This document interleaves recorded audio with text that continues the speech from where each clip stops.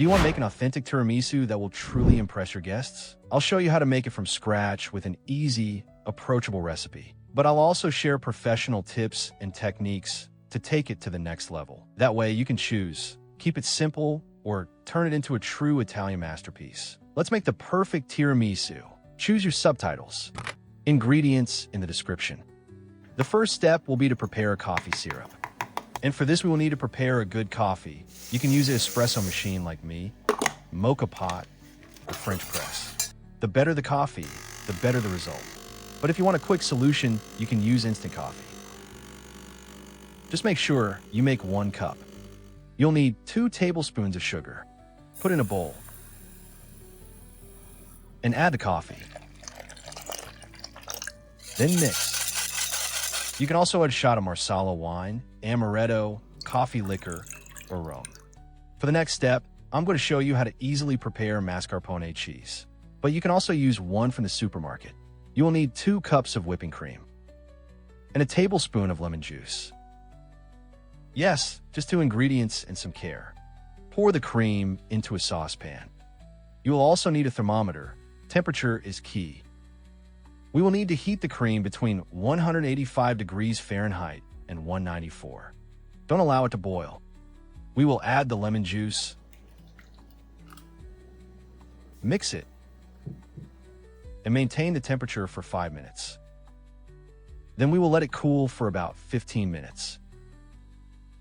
We will use a deep bowl with a colander or sieve and cheesecloth, where we will pour our cream into.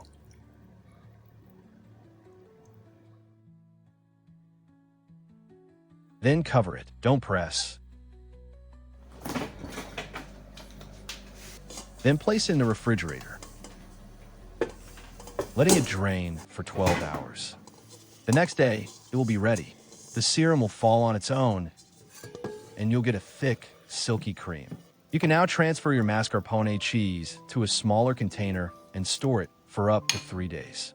In this step, I will show you how to make homemade Savoiardi, but again, you can use pre-made ones. But I can assure you that the process isn't complicated.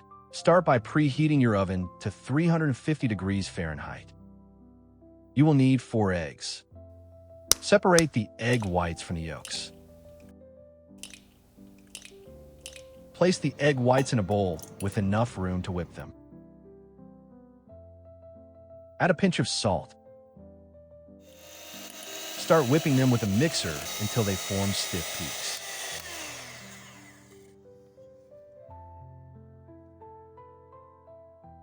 Now add 2 tablespoons of sugar. Continue beating until you get a meringue. You'll know it's ready when you can rotate the bowl and the meringue holds firm. Now we will beat the egg yolks, adding 5 tablespoons of sugar. When they are yellow and have doubled in size, they are ready.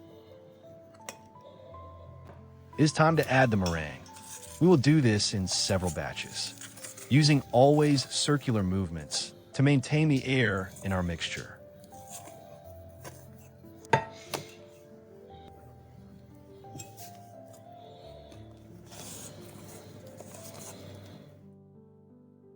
We are almost done with our Savoiardi dough. Using a sieve, sift in 3½ ounces of all-purpose flour or baking flour. Once again, do this little by little, maintaining the air in the dough.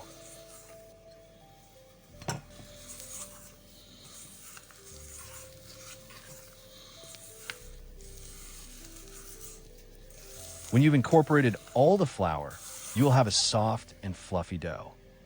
Place in a pastry bag, preferably with a plain nozzle. Use a baking sheet lined with baking paper to form the biscuits, making lines of about 4 inches long. Don't worry too much about the shape. They will be inside the tiramisu. Just try to make them straight. Using approximately 5 tablespoons of powdered sugar, we will cover the Savoiardis, repeating this process a couple of times. Then bake them for 10 minutes. Remember, do it at 350 degrees Fahrenheit. The aroma is incredible. like you if you made it this far. Leave a comment if you like this recipe. Remove the Savoiardi from the tray and transfer them to a wire rack to cool. We're almost done.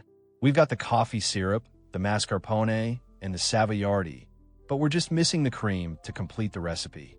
Once again, you will need 4 eggs, separating the yolks from the whites.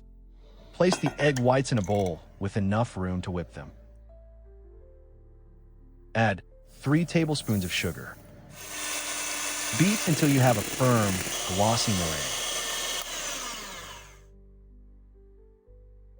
Now we'll use the egg yolks. This step is optional if you decide not to pasteurize them, but I recommend doing it for safety reasons. To make a bain-marie, we'll place the mixing bowl over a saucepan with a little water without touching the bowl. Add the yolks and 3 tablespoons of sugar.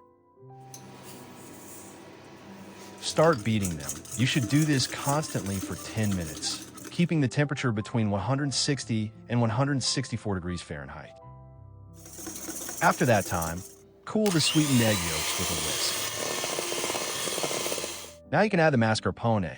You'll need 2 cups. Mix well.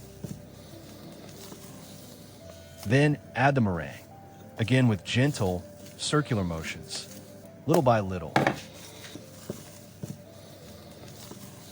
And the cream, it's ready. Final step, assemble the tiramisu. You'll need a serving dish with a capacity for 12 Savoiardi. Pour the coffee syrup into a bowl to soak the Savoiardi. Soak them only on the sugary side, turning them over as you place them, so they soak slowly. Repeat until the entire bottom is covered. Cover them using half of the delicious cream. Spread it evenly. You will need approximately 3 tablespoons of the purest cocoa powder you can find. Sprinkle it over the cream, being generous. Make sure it's completely covered.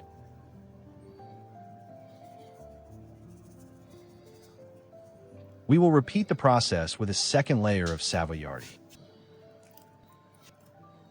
covering all the gaps well. Cover them again with the remaining cream.